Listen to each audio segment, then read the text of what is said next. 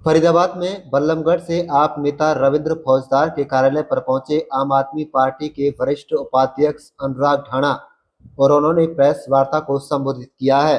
पत्रकारों से बातचीत करते हुए पूरे प्रदेश के अंदर आज के दिन आतंक का माहौल है, यह कहना है अनुराग ढाणा का।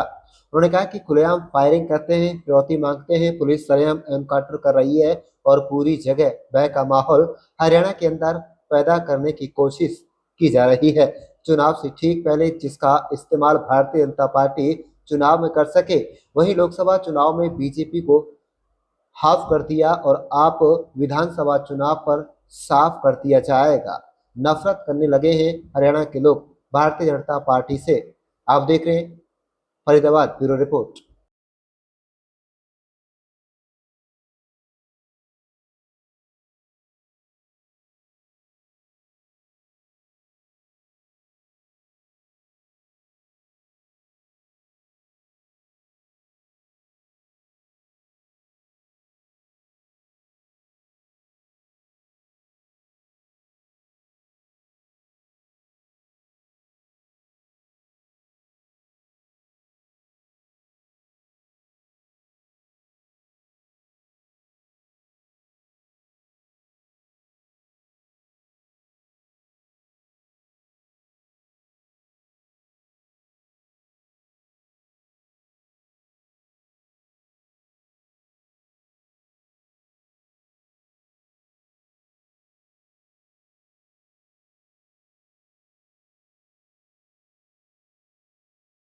फरीदाबाद प्रेस कॉन्फ्रेंस करिए, फरीदाबाद पहुंचे हो, क्या उद्देश्य? देखिए, पूरे प्रदेश के अंदर आज के दिन आतंक का माहौल है, भय का माहौल है। गुंडे खुलेआम फायरिंग करते हैं, फिरौती मांगते हैं, पुलिस सरेआम एनकाउंटर कर रही है और एजेंसियां जगह जगह छापेमारी कर रही हैं। एक ऐसा भय का माहौल, आतंक का माहौल हरियाणा में पैदा करने की कोशिश की जा रही है चुनाव से ठीक पहले, जिसका इस्तेमाल भारतीय जनता पार्टी की सरकार चुनाव में कर सके। पहले गुंडाराज बनने दिया गया पूरे हरियाणा के अंदर, फिरौती गैंग्स को एक्टिव होने दिया गया हर डिस्ट्रिक्ट के अंदर। उसके बाद जब लोग त्राही करने लगे, लोगों ने कहा कुछ भी करके इस आतंक को ख़त्म करना है, तो फिर पुलिस को खुली छूट देने का बहाना बनाया गया है। बजाय इसके कि इन्वेस्टिगेशन करके सरगना तक पहुंचा जाए कि कौन इन आतंक गतिविधियों को, कौन इन फिरौतीबाज गैंग्स को चला रहा है, उस सरगना तक पहुंचने की बजाय पुलिस को खुली छूट दे करके और एक ऐसा माहौल स्थापित करने की कोशिश की जा रही है जिसका इस्तेमाल विरोधियों के खिलाफ चुनाव से ठीक पहले किया जा सके। लोकसभा चुनाव में भाजपा 5 सीटें हारी, क्या कारण मानते हैं मुख्य? देखिए, मुझे लगता है कि लोकसभा चुनाव में लोगों ने इंडिकेशन दिया है। लोकसभा चुनाव में बीजेपी को हाफ कर दिया हरियाणा के अंदर, विधानसभा चुनाव में साफ कर देंगे। नफरत करने लगे हैं हरियाणा के लोग भारतीय जनता पार्टी से। ना वो हमको एक सुरक्षित प्रदेश दे पाए, ना हमारे युवाओं को रोजगार दे पाए। पीपीपी, परिवार पहचान पत्र और प्रॉपर्टी आईडी के नाम पर प्रदेश के एक एक परिवार, एक एक व्यक्ति को परेशान किया, दुखी किया और महिलाओं की सुरक्षा सुनिश्चित नहीं कर पाए, किसानों को उनका हक नहीं दे पाए, उनको आंदोलन तक करने का अधिकार उनसे छीन लिया। हर एक वर्ग पूरे प्रदेश के अंदर त्राही कर रहा है, भारतीय जनता पार्टी को सबक सिखाने को तैयार है। जब प्रदेश सरकार का गुस्सा मुख्यमंत्री का चेहरा बदलने के बाद भी इस कदर टूटा केंद्र सरकार के ऊपर कि वो हाफ रह गए, तो मुझे लगता है कि जब ये प्रदेश के चुनाव की बात आएगी तो जनता के अंदर इतना गुस्सा है कि एक एक सीट पर जमानत बचाने के लिए भी संघर्ष करना पड़ेगा भारतीय जनता पार्टी। आपने अनिल विज को लेकर के भी कही है कि उन्हें गृह मंत्रालय दिया जाए दोबारा, कहीं ना कहीं जो वो संभाल सकते हैं। नहीं, मैंने तो बिल्कुल ये नहीं कहा कि अनिल विज जी को गृह मंत्रालय दिया जाए, क्योंकि जब वो गृह मंत्री थे तभी भी उन्होंने बंटाधार कर ही रखा था। सुरक्षा के मामले में हरियाणा सबसे निचले स्तर पर था।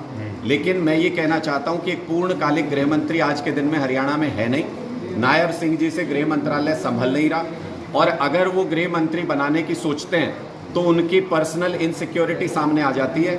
एक्सपीरियंस के मामले में अनिल विज जी, उस गृह मंत्रालय का एक्सपीरियंस सबसे ज़्यादा है, तो अगर नायब जी उनको गृह मंत्री बना देंगे तो वो सरकार खिसका के ले जाएंगे नायब सिंह जी के पैरों के नीचे से। ये भय सता रहा है नायब सिंह जी को, इसलिए ना उनके अनुभव का इस्तेमाल कर रहे हैं, ना कोई गृह मंत्री हरियाणा के अंदर बनाया जा रहा है। इतना तो पूछ लीजिए अनिल विज जी से, ये तो बता ही सकते हैं कि क्या नहीं करना है। वो एक फेल गृह मंत्री रहे हैं, तो कम से कम ये तो बता सकते हैं कि नायब जी ये मत करना, इससे फेल हो जाते हैं। वो अनुभव का इस्तेमाल भी नायब सिंह जी नहीं कर पाते। लोकसभा चुनाव में इंडिया गठबंधन के साथ चुनाव लड़े गए थे, विधानसभा की किस तरीके की तैयारी है आम आदमी पार्टी की? विधानसभा चुनाव में एक एक बूथ के ऊपर हम मजबूत तैयारी कर रहे हैं। बदलाव जनसंवाद कार्यक्रम पूरे प्रदेश के अंदर चलाया जा रहा है। एक एक गांव, एक एक बूथ पर जाकर के लोगों से उनके मुद्दों पर चर्चा करेंगे और आम आदमी पार्टी की नीतियों के बारे में उनको अवगत कराएंगे। उनसे एक मौका मांगेंगे, क्योंकि हरियाणा के लोगों ने एक एक मौका सारी पार्टियों को दिया है। कोई ऐसी पार्टी नहीं जो ये कह दे कि हरियाणा के लोगों ने मौका नहीं दिया, लेकिन वो हरियाणा के लोगों की उम्मीदें पूरा नहीं कर पाए। हम हरियाणा के लोगों की उम्मीदों को पूरा करने के लिए हरियाणा की जनता से एक मौका मांगेंगे, अरविंद केजरीवाल जी के नाम पर, हरियाणा में आम आदमी की सरकार बना के आम लोगों के मुद्दों को सुलझाने के नाम पर। कांग्रेस के साथ गठबंधन की कुछ उम्मीद है विधानसभा? देखिए, मुझे लगता है कि 90 की 90 विधानसभा सीटों पर आम आदमी पार्टी अपने दम पर चुनाव लड़ने में सक्षम है। पूरे हरियाणा प्रदेश के एक एक गांव के अंदर आम आदमी पार्टी की कमेटीज बनी हुई है। एक एक बूथ के ऊपर हमारा कार्यकर्ता मौजूद है और आम आदमी पार्टी हरियाणा में तीसरा विकल्प है, जिसकी तलाश पिछले कई दशकों से हरियाणा के लोग कर रहे थे। उनको ये विकल्प मिल नहीं रहा था। एक अच्छा स्वच्छ विकल्प हमने लोगों के सामने प्रस्तुत किया है। हमें पूरी उम्मीद है दिल्ली और पंजाब के लोगों की तरह हरियाणा के लोग भी पूरे बहुमत के साथ हरियाणा में आम आदमी पार्टी की सरकार बनाएंगे। आपकी वो कौन सी नीतियां हैं जिनके अंतर्गत आते हुए पंजाब में जो युवाओं का रुझान बढ़ता जा रहा है ड्रग्स के प्रति, उसके बारे में आप क्या कहना चाहिए? देखिए, पंजाब में अगर आप देखेंगे तो ड्रग्स के नेटवर्क को हमने पूरी तरह ब्रेक कर दिया है और काफ़ी हद तक उसमें हमको कामयाबी मिली है। मैं आपको इसके लिए हरियाणा पुलिस का एग्जाम्पल देकर समझाता हूँ, क्योंकि आप कहेंगे पंजाब गवर्नमेंट तो अपने बारे में कहेगी। अम्बाला पुलिस ने बाकायदा एक फॉर्मल प्रेस कॉन्फ्रेंस की और उन्होंने कहा कि पिछले 2 साल के अंदर, पहले अम्बाला में ड्रग्स पंजाब की तरफ से आता था, पिछले 2 साल के अंदर पंजाब की तरफ से आना ज़ीरो हो गया है, ख़त्म हो गया है और एक नया रूट बना लिया है ड्रग्स के व्यापारियों ने कि दिल्ली की तरफ से, जहां पर पुलिस व्यवस्था केंद्र सरकार के हाथ में है, बीजेपी के हाथ में है, दिल्ली की तरफ से और अदर स्टेट से वहां पर अब ड्रग्स पहुंचना शुरू हो गया है। ये अपने आप में ये बताने के लिए काफ़ी है कि पंजाब सरकार ड्रग्स माफिया की, ड्रग्स नेटवर्क की कमर तोड़ने में कामयाब रही है और हम एक बहुत लार्ज स्केल पर जो लोग नशे की लत में हैं उनको मेडिकल फैसिलिटीज़ दे करके उससे बाहर लाया जा सके, इसके लिए भी एक एक गांव के अंदर गांव क्लिनिक बनाने के ऊपर पूरा जोर दिया जा रहा है। मेडिकल इंफ्रास्ट्रक्चर को मजबूत किया जा रहा है।